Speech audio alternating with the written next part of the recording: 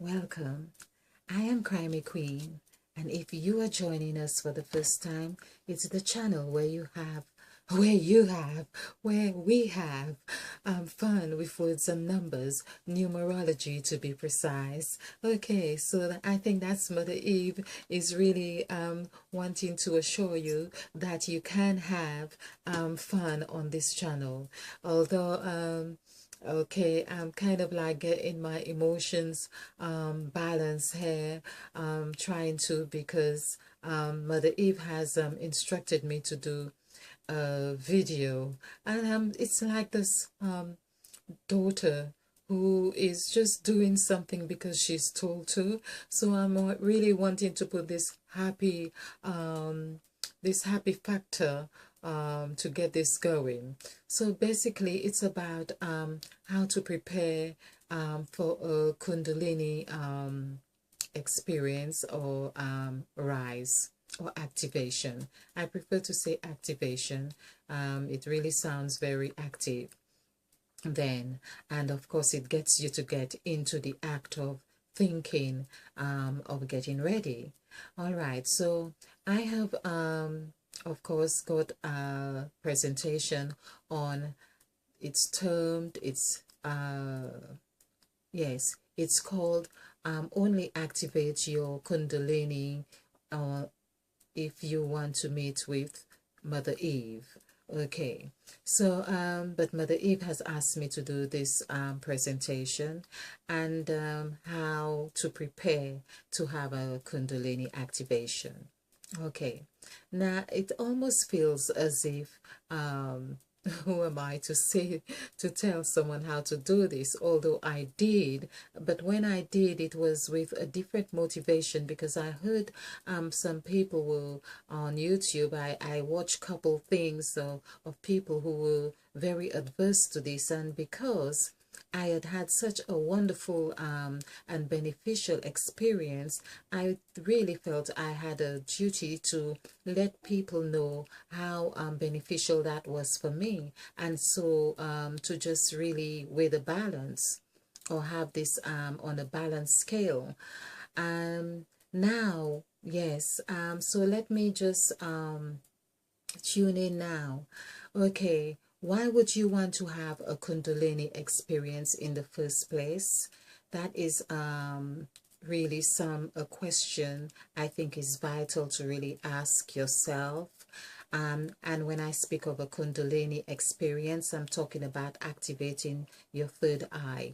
Okay, now we, of course, I would say, if you are interested in activating your Kundalini, which I believe is the best thing that anyone can really do for oneself, because it's really where you meet with the Christ within. It's where you meet with God. It's where you recognize God.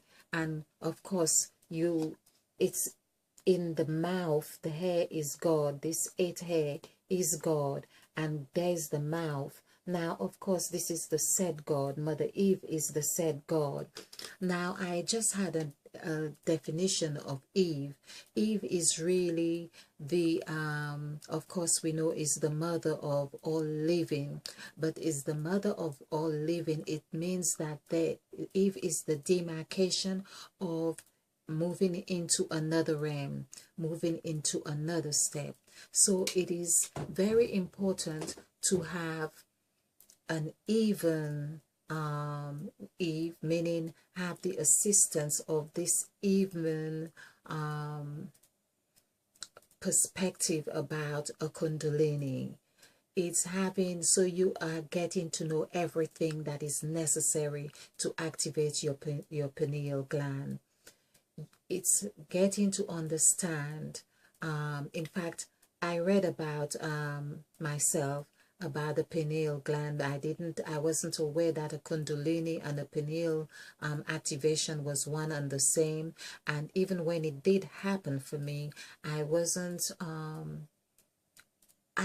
hadn't given an afterthought, in the sense of getting a label to what had happened to me.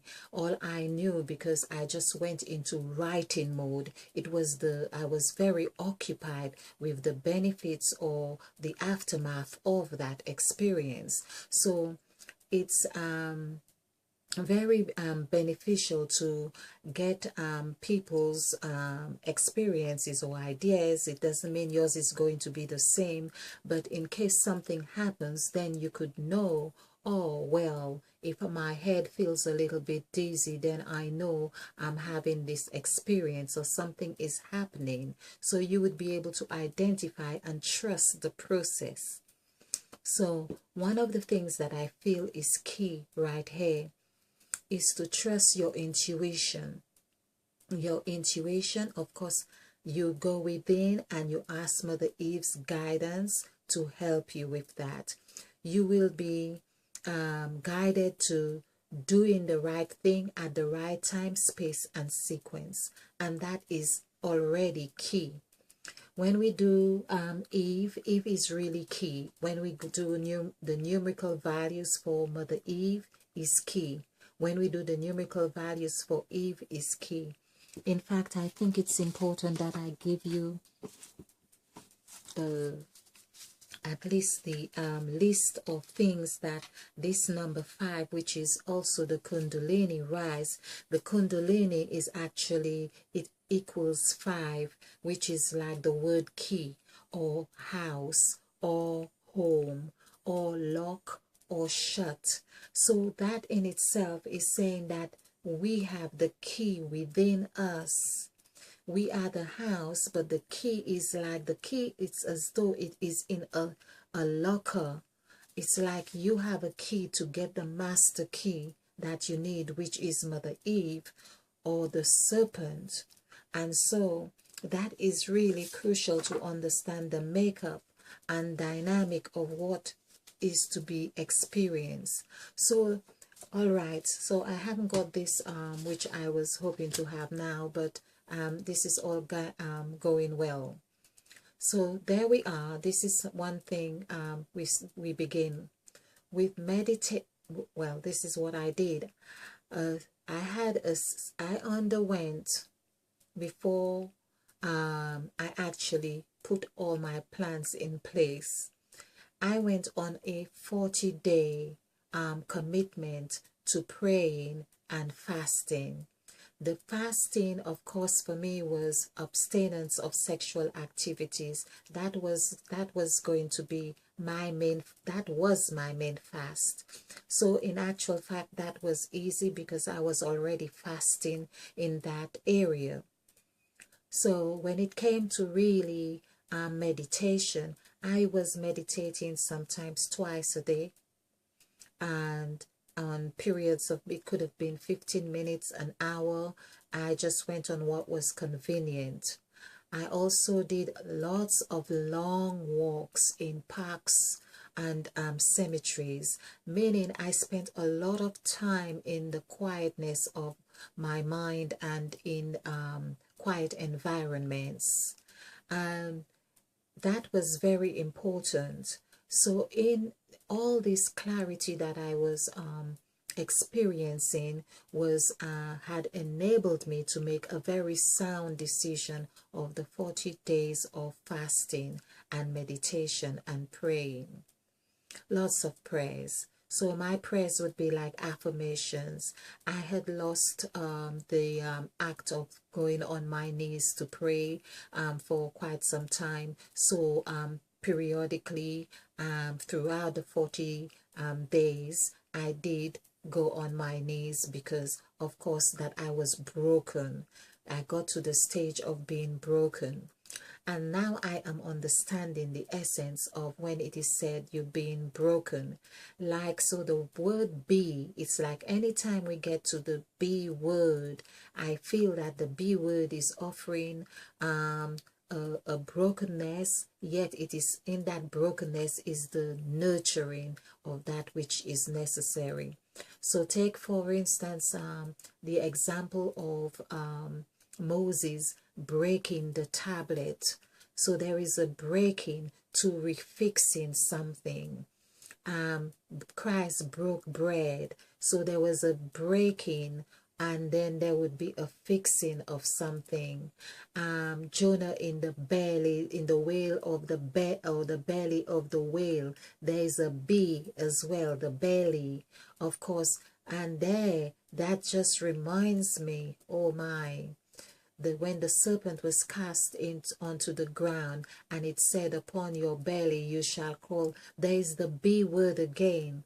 So the serpent or the snake is there to help us, to teach us about the B word, the belly, the broken, the blood, which is what Christ also uttered, bread and blood, and those B. And so this is why the serpent is present within us. So we have the story of Adam and Eve and the serpent, but the serpent is actually that inner dialogue as well that we have. So I won't go too much in our makeup right now, but it's important to remember this is the B word again. So it's like the B has the two. When we look at the B, of course, Moses, as I just mentioned, and there's a B, there's the B, and I call it the beehive, I call it the business, I call it the buttocks, the breasts, and all of those things that have those two aspects to them. It's two breasts, it's two buttocks, it's two cheeks, it's two and all those, the breaking of bread would be in that multiple sections as well. So in this is understanding that there will be an aspect of yourself that gets broken, and that's where the serpent, who is familiar with the ground level of crawling on the ground, but resonates or resides in the lower chakra, is ready to help us, teach us how to take its rise, how to rise, because remember, it was a serpent that was present, and serpents are on trees. It's like the snake becomes 5, it's 5, but it comes it forms, or we identify to the serpent as being on the tree of life. That's why it is called the tree of life. So now Mother Eve is telling us, she's been talking about a time scale of an ending of an end of a cycle of a 7,000 year cycle is ending, and she wants us to prepare by having a Kundalini rise activation. Prepare ourselves to get onto the 8th cycle, because the number 8 is what is set. Now, only today I really got another meaning to the word set, because it's like we look at the 8 and it has a set of 2. So that's what set is about. So it's really getting this aspect of ourselves, and to be set. We're going to set ourselves up, so to speak, in the 8th dimension. So the number 8 is like we will a cake, and we will be fitting ourselves in the tray, which is now reminding me about the word betray. And so now Mother Eve is giving me a new meaning about, or the word betray. It's not like we think about someone has, when we say betrayed you or done something wrong, they are presenting you. Of course, that was really what Judas did. He presented Christ to the men. So there is a tray, there is a setting. This is where it is said we were born in sin. There is a sin happening. There is a scene that is being set, and that is the scene or the stage that is like there's a new cast. It's like a new play. We are getting ready for a new story. It's Mother Eve's story. It's the other side of the story that we had not learned about before. We had learned about one side of the coin, and Mother Eve now wants us to prepare. So back to the Kundalini is that to activate, to get ready. Be mindful of your words that you use. Be mindful of your diet. A fruit and vegetable diet. I would recommend, I think I did mine for at least 3 weeks. Mother Eve is talking about, and I would say 3 weeks. So have this for 3 weeks, whether it was a juice or fruit, or you had the two, but you have a detox. Basically, you are having a bodily and mental detox. Now, when we say about mental detox, it's just being mindful of the words, mindful of the company you use. Of course, if you're spending more time by yourself, it would be so much easier that you are not exposing yourself to being to judging someone, or they judging you, or you have all those to contend with.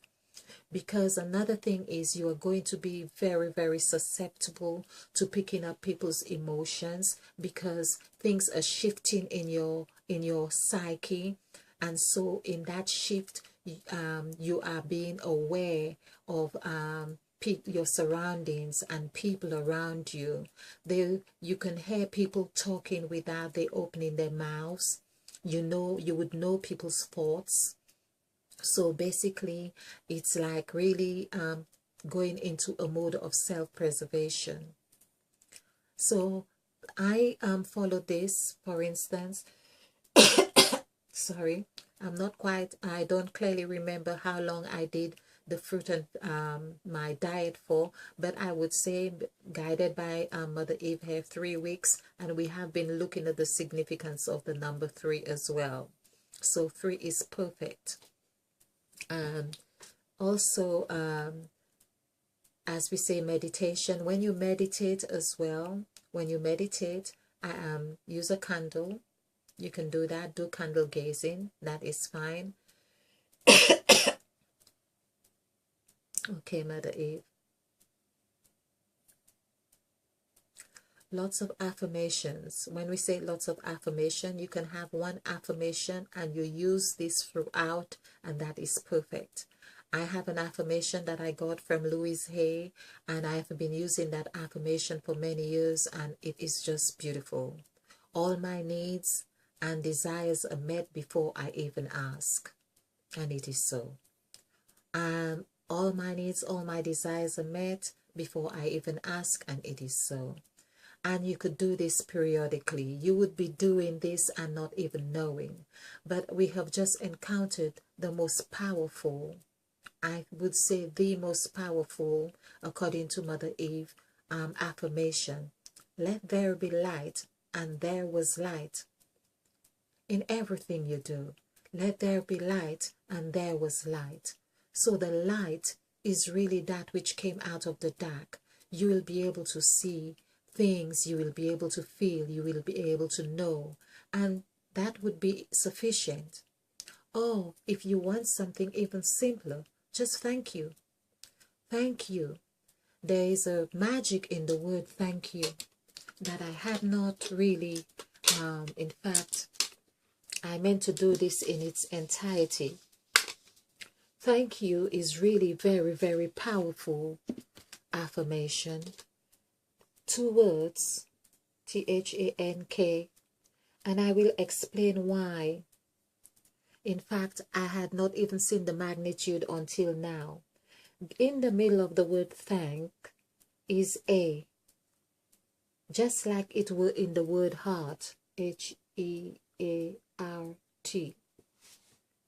Just like it were in heart, or just like it were in brain, BRAIN. Hair, or just like it were in, I think, create. Let's see, I think create as well. CREATE, Okay, it's not in create. Create is the two middle words, hair. But I had a series of other words. It's in the word pyramid, because that is what you are creating now, your internal pyramid. Pyramid. M-I-D. I think but I have done this. So there we are. 3 letters here and 3 letters here. The 7th letter, which is the number 7, which is Mother Eve, when she's been present again in the number 7. So we have 7 letters right here in the word pyramid. We have seen that the pyramid has been not only symbolic, it is an external representation of that which we have within our heart. So the word thank here, thank, is really crucial. You can imagine, you know what it's like when someone thanks you for something. There are 2 words, but this is what we are saying. Here, Mother Eve is 5. When we do the numerical value for the word Eve, that's 5. And so we have 5 letters here. And we have the central one, which is A, right here. So this is A. We have seen the magnitude of A. I have done these presentations on A. It has the numerical value of 1, which could be like 10 or 10. And it has the numerical value of 3 as well, because we have 3 strokes here, 3 lines. But it also have a 5 aspect to it, because it has 1, 2, 3, 4, 5. 5 lines. It's 3 lines or 5 lines. So we see when we add 1 plus 3, that's 4, plus 5 is 9. So basically in here is really the whole spectrum of numerology as 1 to 9, right in the middle of the heart.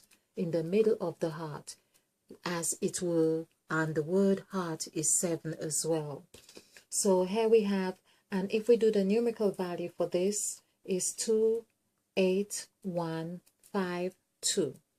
And there's the power of right here as well. We see the 2 twos at the end of the words in themselves is forming like a tight cycle. It's like it goes back. It's like the serpent going back onto itself. A full circle right here. So let's add this up. This is 10. This is 17 and 1, 18.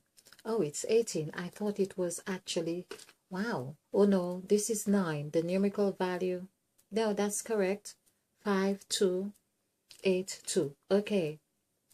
So it's not what I thought it was, but however, it's 19. So this is 10, 17, 18. 1 plus 8, of course, is 9. And then we have the second word, which is you.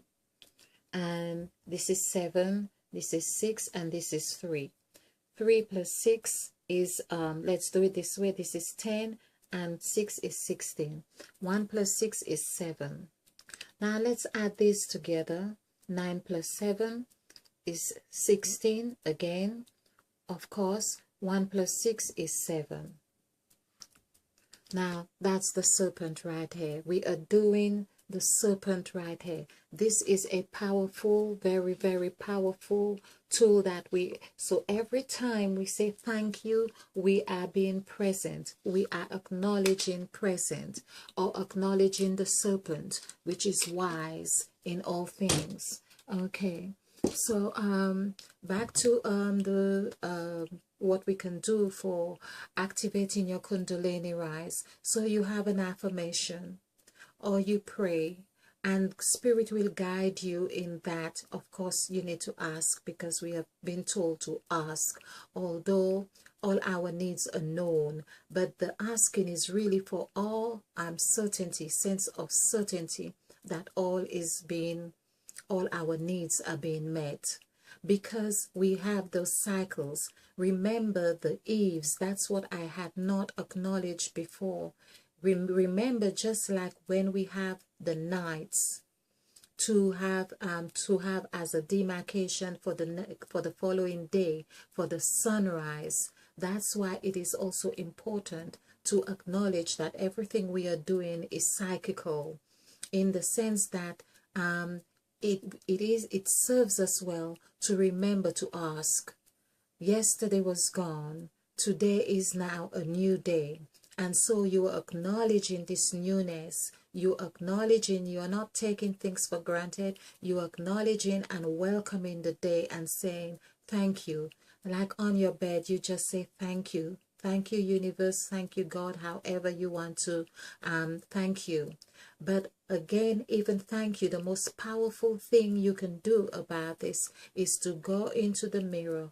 Look in the mirror, look in your eyes, look into your eyes and say thank you, because that is where you are connecting with the God, Goddess within you. You are connecting with the God and the Goddess within you by looking into your own eyes.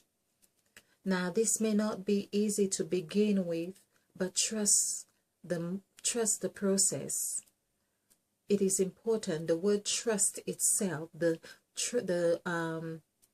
process of trusting itself is healing. It's a gift. I'm just thinking to do the word trust here. Trust. Of course, we see us in here as well. So this is where we are talking about trust. The word trust is already letting you know you're not on your own. You are with the God within you. There is the us. The S as well is Mother Eve's presence. So you are the serpent right there. The serpent is within you, asking you to trust. This is how it is in Jungle Book, when the serpent is singing to Mogul, and the serpent is saying, trust in me, trust in me. Of course, it wants to hypnotize you, but this is where you have to get to the stage of submission. You cannot activate your Kundalini if you are not ready to be submissive to the dying of the self, to the dying of habits that no longer serve you. It is the death, death that is necessary. That's the death that Eve had told her daughter, you shall not surely die, because there is the opportunity to rise again. Because this is why she also said, behold, I have given you all things, all fruit with their seed in it. So there is a seed within us in the root chakra that is ready to take its rise. But of course, we need to condition that root chakra. It needs a form of healing, and it is necessary that we get it right, because it is the foundation. As we heard the word root chakra, it is the foundation on what you are building now, your pyramid, the other chakras. So basically, there was another exercise that I did, and I hadn't mentioned that in my other presentation. So I did learn this from someone. I think her name was Nicole, or not quite Nicole, but she was a Reiki practitioner.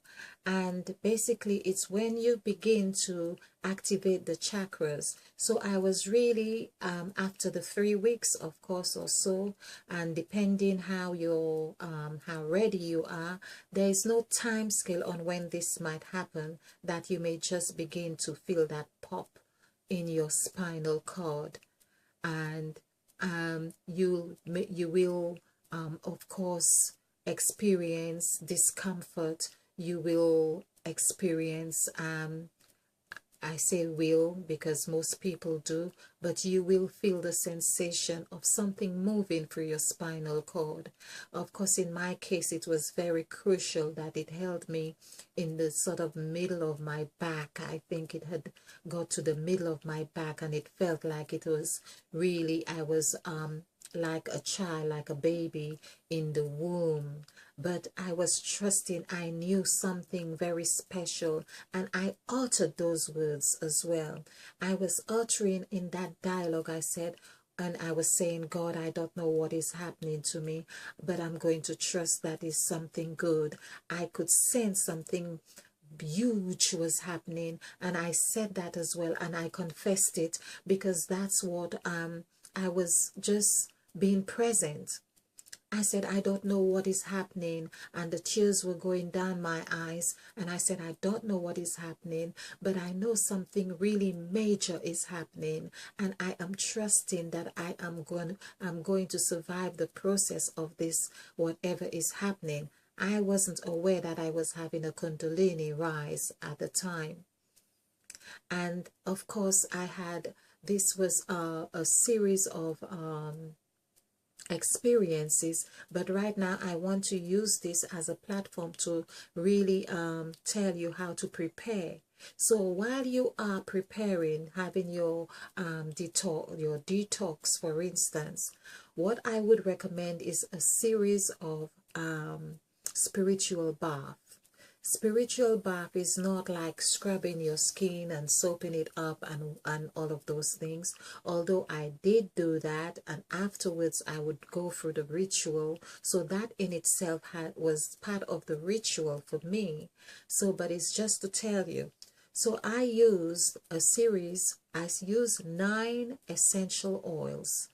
9 oils, different oils. They were mainly citrus oils like grapefruit, pineapple, limes, orange, grapefruit, ginger. I had ginger because I was very mindful to use something from the ground. And nutmeg. I had nutmeg. And it's called casey or something. Casey or says it's a case, CAIS, but it was my first encounter with this oil that I used, and I realized it was biblical, and frankincense and myrrh, one of those oils. But there were 9 oils, but because I was at liberty to use out of like 100 different oils, I tend to use most of the same oils most days. I think I stuck to those oils. Okay, so those oils, and just I had about 3 drops, although I must say there were times there were more than 3 drops. And those were, of course, in a bowl of warm water. That's warm water was what I used in that bowl. And of course, before I go on, let's backtrack. In preparing, before pouring the oil, I would utter an affirmation. And of course, I would be very present in that even in choosing the oils, that spirit was guiding me into which oil I should choose. Now, I knew about citrus was like, because I grew on the farm anyway. And in choosing the oils as well, I chose colors. So I knew the lime was green. I knew the orange was orange. Grapefruit was yellow, and the cinnamon or the nutmeg was brown. I knew it was a nut. So I knew about those the quality or the makeup. And I would say something like, just as the lime has so many segments in it, I am hoping that this oil will clean every segment of my body. And just as it has those seeds, or it grows with the seeds in it, I am expecting that the result would be the seeds that would grow after its kind in me, in that sense. So I too would be the outcome of a fruit that would bear after its kind. So the cleansing motion. So I was very mindful of the makeup of those fruits. Or just as orange as this is, I am expecting that my chakra would be bright and balanced, and would be igniting.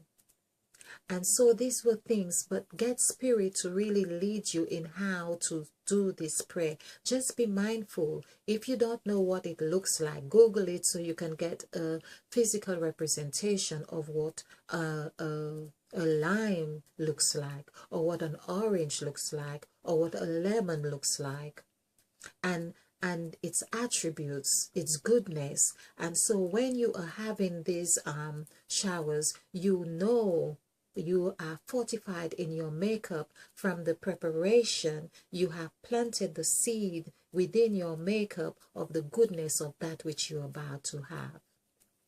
So basically, I prayed over the bowl of that which I had prepared. And in that, of course, each scoop, because I use a scoop in the shower, and each scoop is that I would go over my head with it. And this is another thing, particularly ladies, we have the fuss with our hair, but I think especially in the middle of the scalp, dab it down, because it's not about a time for your hair. It's a time for your internal makeup, to be mind to strengthen that, to look after what's within, and everything else will work out in the end. So I did those baths, and I think I had my Kundalini activation. It was 14 days. I thought it was 13 days before. I did say 13 days, but I checked again. It was 14 day, the 14th day into my ritual of having this spiritual bath. I had this experience.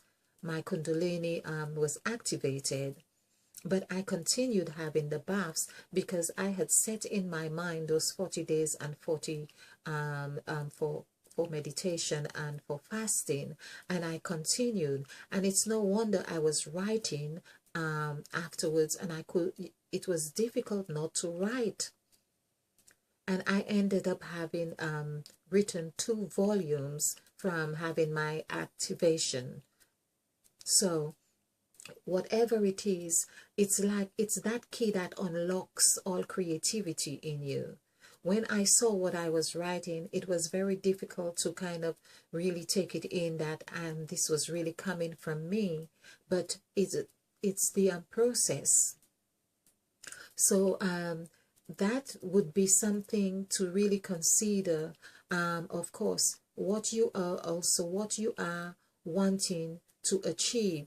For me, I was clear about wanting to live a life that I could use my gifts and talents and share with the world.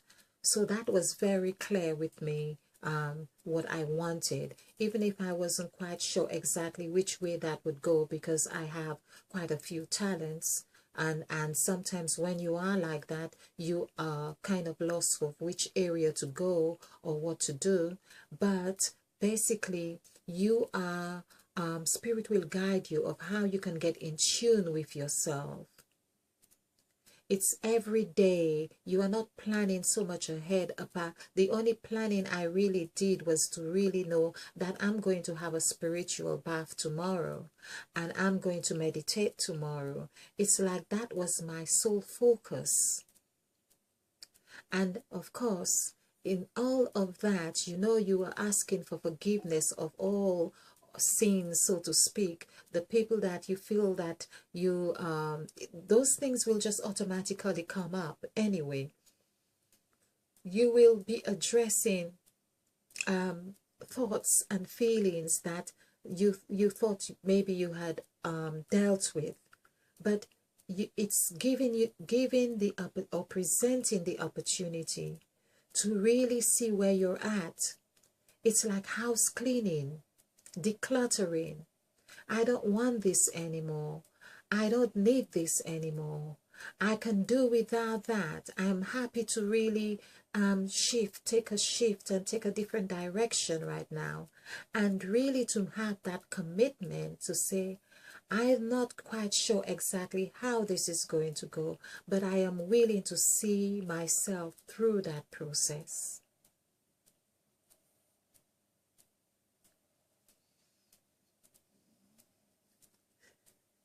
My stomach has just grumbled as if an echo to what have just been said. And I'm just glad that you don't hear it, but yeah, that's really something. Yeah. And yeah, Mother Eve has just asked me to do this, and I didn't think I had, that was, of course, had it been all on my own in that sense, again, that's how we are guided.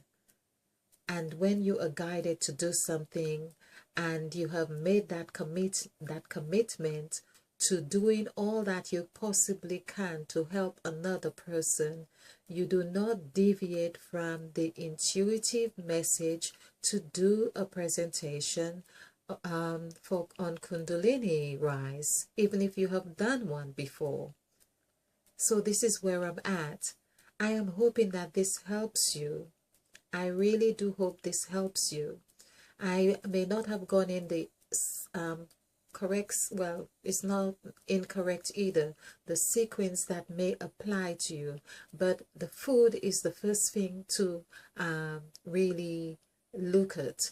And of course, while you are doing this, you can follow your series of spiritual baths, your meditation, and lots of walks. When you are in walk, in nature, observe the leaves, observe the birds, the air, feel the air brush against your skin, smell the flowers, begin to familiarize yourself with the big things that is going to happen. Observe the butterflies, observe children laughing and smiling and playing. That won't be too difficult because a lot of people are going to be smiling at you. I hope you find this very beneficial. If you like this, click the like button, and if you find it helpful at all, leave your comments. Thank you. Namaste. And spill over with love, because it's all about love. Let there be light, and there was light.